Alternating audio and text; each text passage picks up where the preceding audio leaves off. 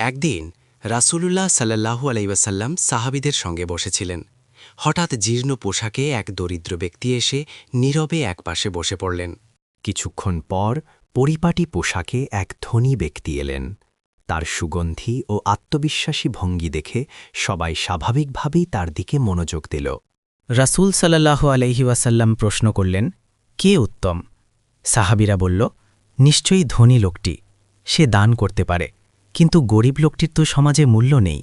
তখন রাসূল শান্ত কণ্ঠে বললেন, জেনে রাখো, মানুষের মর্যাদা সম্পদে নয়। এই দরিদ্র মানুষটি আল্লাহর কাছে ওই ধনী ব্যক্তির চেয়েও উত্তম হতে পারে।